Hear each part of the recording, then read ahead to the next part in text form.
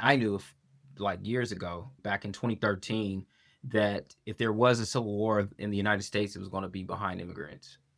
That was going to be the catalyst for it. It just really reinforces the importance of me continuing my work from militarized police and unpermitted protests, implementing policy that civilizes police, to the second paper, which is militarized protest and civilized police, America's measured response to domestic terrorism. That's the age that we're in. We're in the age of domestic terrorism. And domestic terrorism is defined as violence for political purposes.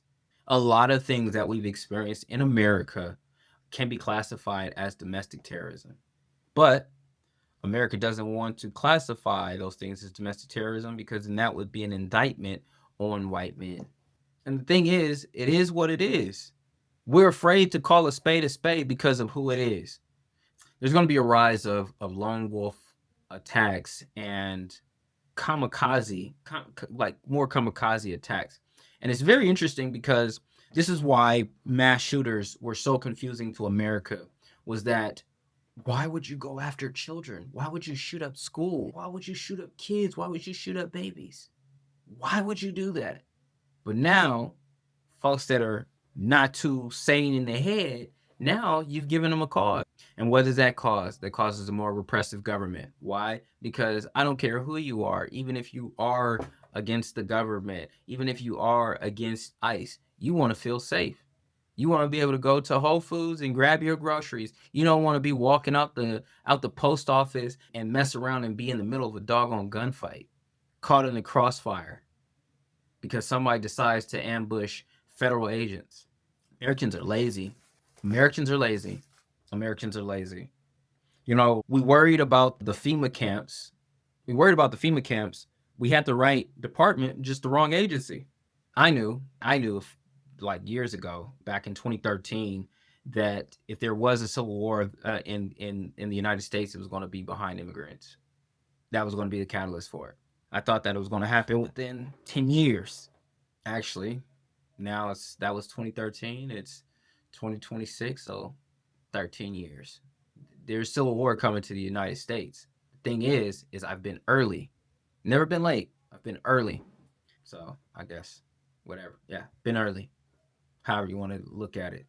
You're going to have law enforcement versus, and I don't want to say the military, but it's going to be people who believe in the Constitution and who are focused on defending the Constitution versus folks that are loyal to a particular government and government structure. That's why Senator Mark Kelly's words were so important, right? This administration is pitting our uniformed military and intelligence community professionals against American citizens. like us. You all swore an oath to protect and defend this Constitution. Right now, the threats to our Constitution aren't just coming from abroad, but from right here at home. Our laws are clear. You can refuse illegal orders.